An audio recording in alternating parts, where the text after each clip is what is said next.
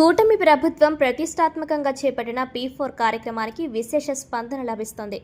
ఈ కార్యక్రమంలో భాగంగా అమలాపురంలోని ప్రముఖ క్యాపిటల్ హాస్పిటల్ ఆర్థోపెడిక్ వైద్యులు డాక్టర్ విజయ్ కుమార్ ముమ్మిడివరం మండలం మల్లవరం పాఠశాల విద్యార్థిని హారికకు ఆర్థిక సహాయం అందించారు. చదువుకు అవసరమైన ఆర్థిక ఇబ్బందులను స్వచ్ఛంద సంస్థ ద్వారా తెలుసుకున్న డాక్టర్ విజయ్ కుమార్ విద్యార్థిని హారికకు 25,000 రూపాయల ఆర్థిక సహాయంతో పాటు నూతన స్కూల్ యూనిఫామ్, షూస్ అందజేశారు. విద్యార్థుల భవిష్యత్తుకు అండగా నిలిచిన వైద్యులు విజయ్ కుమార్ను స్థానిక ప్రజలు అభినందించారు. సో అందరికీ నమస్కారం. నా పేరు doctor Vijay Kumar, capital ortho hospital Amalapuram. So చదువు అనేది ప్రతి విద్యార్థికి, ప్రతి వ్యక్తికి ఎంతో అవసరం. ఎందుకంటే మన జీవితాన్ని కానీ, మన కుటుంబాన్ని కానీ, మన పరిస్థితులు కూడా మార్చేది చదువు ఒకటే. చదువుకున్న వ్యక్తి ఒక గ్రామంలో కానీ, ఒక ప్రాంతంలో కానీ ఉంటే చుట్టుపక్కల వ్యక్తులు కూడా, చుట్టుపక్కల ఉన్న సమాజం కూడా ప్రభావితం అవుతుంది.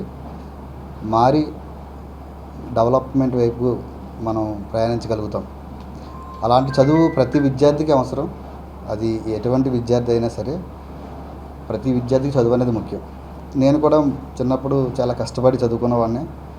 గవర్నమెంట్ స్కూల్లో చదివి ఒక మంచి ఉత్తీర్ణతో ఈరోజు మంచి మెడికల్ కాలేజీల్లో సీట్ సంపాదించుకొని మెరిట్ ద్వారా బాగా చదువుకొని ఈరోజు అమలాపురం పట్టణ ప్రాంతంలో ప్రజలకి సేవలు అందించగలుగుతున్నాను. అటువంటి చదువు ఒక విద్యార్థిని అదే పదంలో నడిపిస్తున్నప్పుడు వాళ్ళ కుటుంబ పరిస్థితుల కారణంగా ఆ చదువు మధ్యలో ఆగిపోకూడదనే ఒక చిన్న సంకల్పంతో మన కాకినాడ చెందిన సతీష్ యువసేన గారి ఆధ్వర్యంలో నా వరకు వచ్చిన ఆ ఇన్ఫర్మేషన్ బట్టి నేను ఈ సోషల్ మీడియాలో కూడా ఆయన ఎన్నో కార్యక్రమాలు చేస్తుంటారు.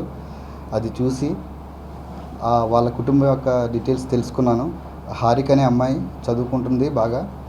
2021లో వాళ్ళ నాన్నగారు కోవిడ్లో చనిపోవడం వల్ల చదువు అర్ధాంతరంగా ముగిసిపోతుంది అనే స్థితికి వెళ్ళేసరికి ఎవరైనా డోనర్ ఉంటే చదివిస్తే బాగుంటుంది అన్న ఆలోచన వాళ్ళకు వచ్చి అక్కడ ఉన్న ఒక మార్కెట్ చైర్మన్ గారి ద్వారా సతీష్ గారిని కలవడం జరిగింది.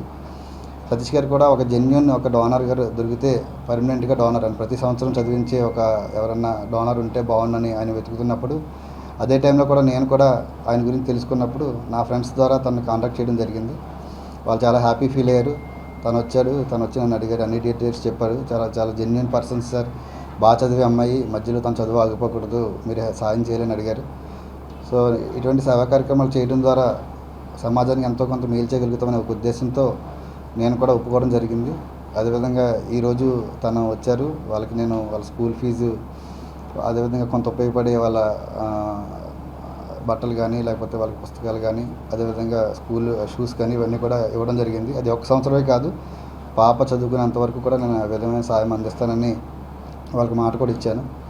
సో ఈ అవకాశం కల్పించిన యువసేన గారికి నా నమస్కారం తెలియజేసుకుంటూ ముగిస్తున్నాను.